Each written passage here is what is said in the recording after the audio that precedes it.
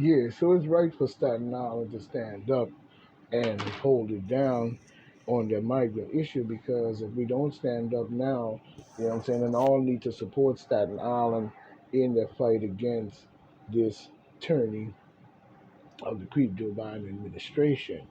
And we need to come to grips with that and start to work on that, especially because we see it here in New York. We're also looking at the crisis, the health issues, and many other things that is going to ensue based on all that we see is going on, while they're consistently asking the government for billions of dollars to institute a new juicing program. You know what I'm saying? And talking about mandating everyone. Everyone is not in that mandating bullshit with creepy ass Joe Biden. He's just trying to see how, you know what I'm saying, he running it down on you before he comes up out of there to weaken you as much as possible. So when they attack much of you or spray some chemicals or whatever, much of you gonna pop. So we have to start looking at this. But today we also want to look at a newscast coming in from um, these two people. I think it's called Crow, uh, or I don't say Seabow and Snapper. You know what I'm saying? Coming in on this have to do with Obama. And I told people this before. And this is not the first time that we're gonna let them, you know what I'm saying, start a rocket on their podcast because I believe in looking at other people's stuff. You know what I'm saying? Not hacking it for mine. Don't get it twisted because the thumbs up goes to them by me. You know what I'm saying? Good work. What's going on, Dave? So glad you're with us. Let's dive right into this video. What we got up? All right. Well, this is juicy. This is Larry Sinclair.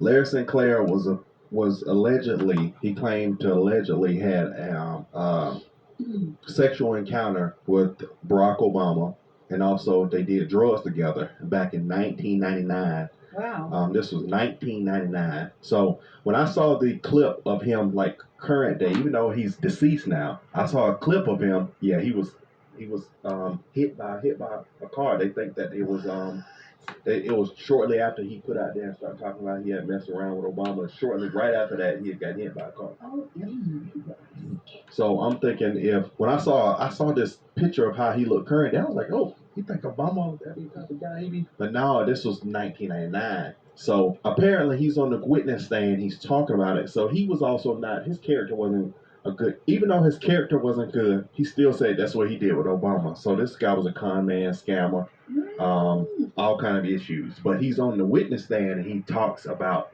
some of these situations. That's what I'm curious to see. So that's what everybody has a past. But I will say this. Depends on what you did, trying to run for I political will say this. Because they will put yourself out.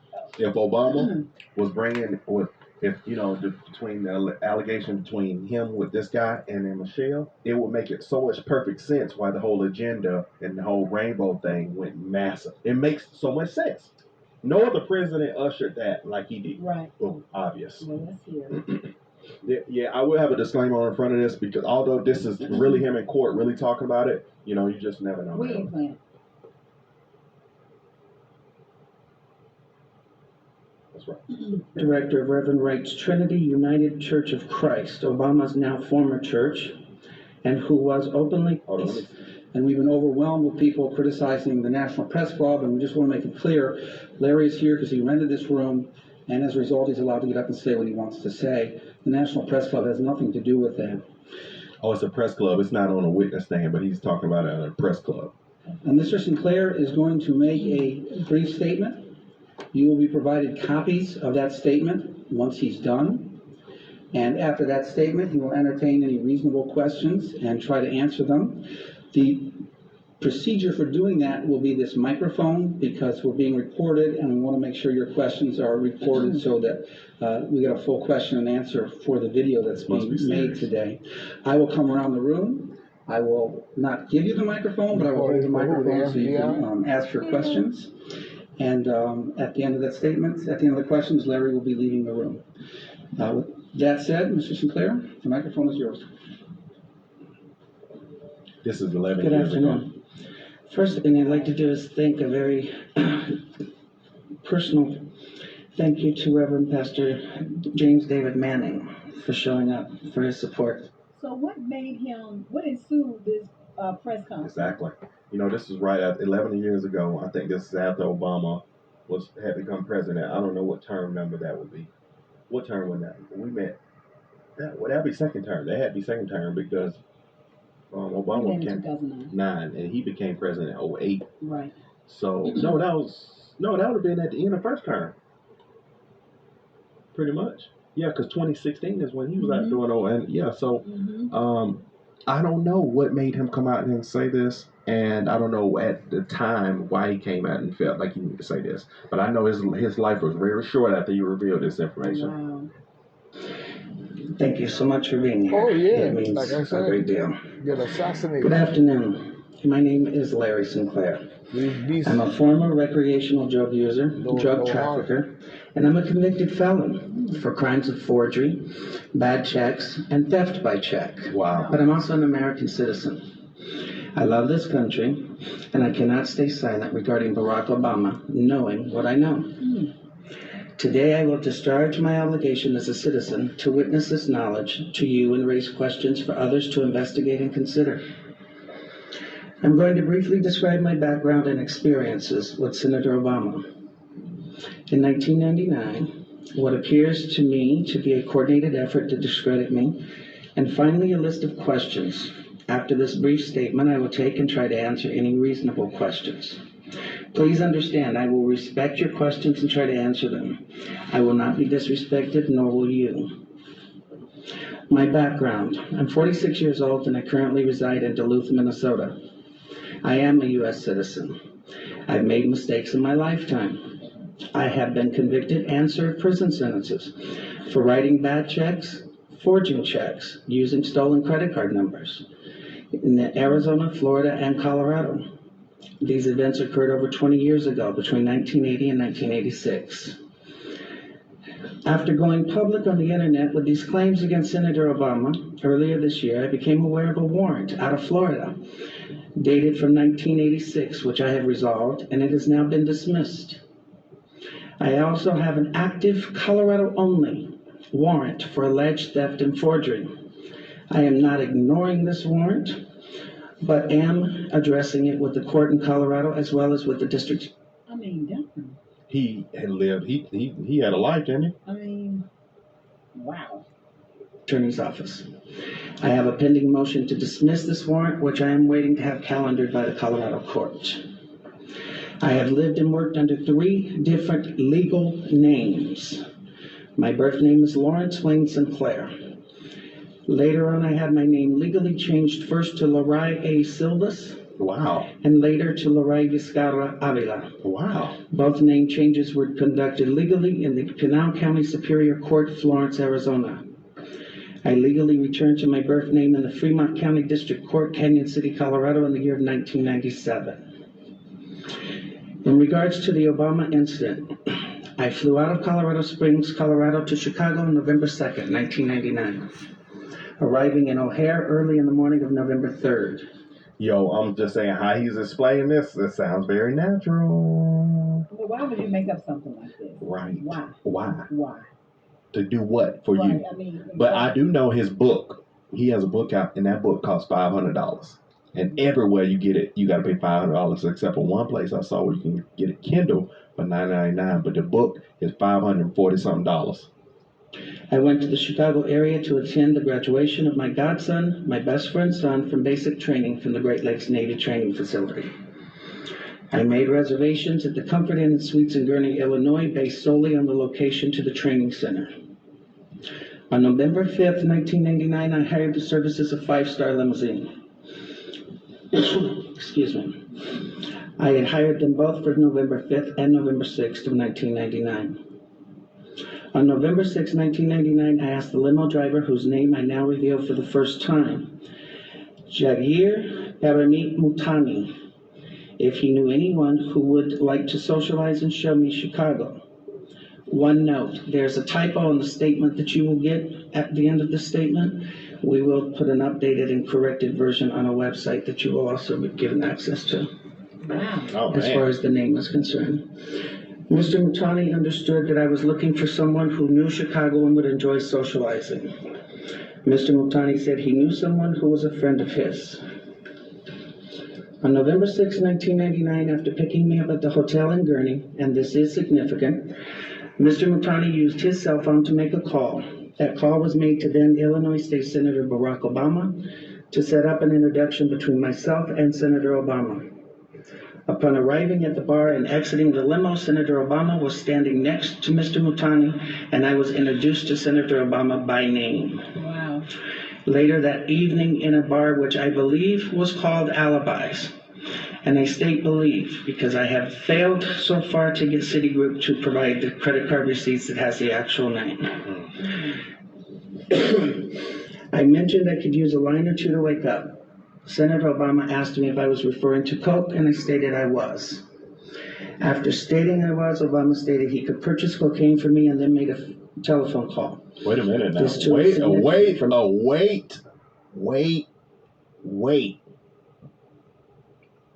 You know, Obama okay. called the dope man? So, but we know people in those circles know things that Oh, other now, for people sure. don't have. No doubt. Too. So certain things, his behaviors, you don't think other people knew about that?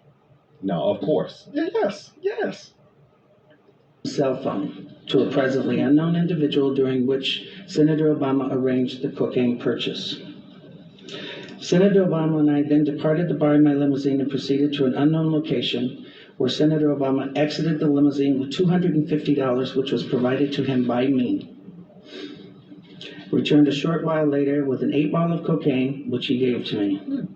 I did ingest a couple of lines of cocaine, and shortly thereafter, Senator Obama produced a glass cylinder pipe and packet of crack cocaine from his pocket. Obama then smoked the crack cocaine. I performed fellatio on Senator Obama in the limousine during the time Senator Obama was smoking crack cocaine, after which I had the driver take me to my hotel, the Comfort Suites, Gurnee, Illinois. The following day, November 7th, 1999. Wait a minute. Wait a minute. This is way too Wait detailed a and minute relaxed. here. Wait a this- minute. This don't sound nothing fabricated. This don't sound It does nothing not. made up. He is giving too many specific And details it's- to let you know It's too natural. that I am not telling any tales. I don't know. And I mean, I don't remember knowing any scammers that I knew that would get that comfortable. Talking like that. Man, wow. Man, you enjoy. You just got to be careful what you do and run for political office. But he was already a senator, so it didn't even matter. He was already a senator. Senator Obama appeared at my hotel room, unannounced, uninvited, where we again ingested cocaine and I again performed fellatio on Senator Obama. Significantly, both the driver's telephone call to Senator Obama and his call to the drug dealer should appear on the driver's and Senator Obama's cell phone billing statements. In the fall of 2007, September of 2007, I contacted the presidential campaign of Barack Obama to request solely that Senator Obama publicly correct his stated drug use record to to reflect his use of crack cocaine with me in November of 1999. America is on the cusp of the greatest power out.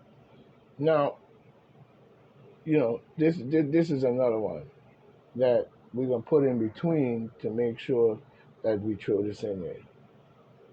outage in American history, but the mainstream media refuses to report on this. Did you know that Russia right now is preparing for a silent attack that will be unlike anything we've ever experienced? The worst part about it, our own administration is allowing it. To see how you can get ahead of this and be fully prepared, visit the next page now. And this won't be a simple hit of our power grids either. According to a recently leaked government warning, this will be something much more sophisticated. No phones, no radios, and no internet. You won't be able to call firefighters, police, or even check on your loved ones. No heat, no refrigerators, no AC, ATMs won't work, and any transportation with electronic components will cease to work, leading to darkness, starvation, and dehydration. Luckily, a United States war hero, White House insider, and Purple Heart recipient Teddy Daniels has released an emergency documentary explaining the steps you can take tonight to keep your family prepared when this catastrophe hits. If you visit the next page, you can watch a short controversial documentary where Teddy explains the entire step-by-step process. But I would advise watching it soon because the documentary contains highly sensitive information and could be taken down at any moment. Secure you and your family's safety and never worry about food, clean water, and electricity. This has nothing to do with traditional survival methods, either like farming or using solar panels and generators. It's a unique survival guide that millions of ex-military and veterans are already using right now just in case it all hits the fan. Go watch the video now to learn all about it before it's too late. There you go. With me in November of 1999. A lot of warnings are out there, isn't it? But why? Why would you want him That's my thing. to publish that information? And what is your ulterior motive? Right. To To say, hey, you smoke crack and I did some other strange things with you. yeah, I mean, So he what's wants to. who's gonna do that? 2007, that man was just about to be elected. He wanted whatever the situation was. Because Barack must have squashed it. This was nothing but a plaything for him. He wasn't serious. We just having fun, bro. And he must have taken it personal and felt away. But look how the agenda, his presidency, it blew up an agenda based on this, and he was hiding. How Barack was hiding his sexuality, which all plays in a part of his agenda.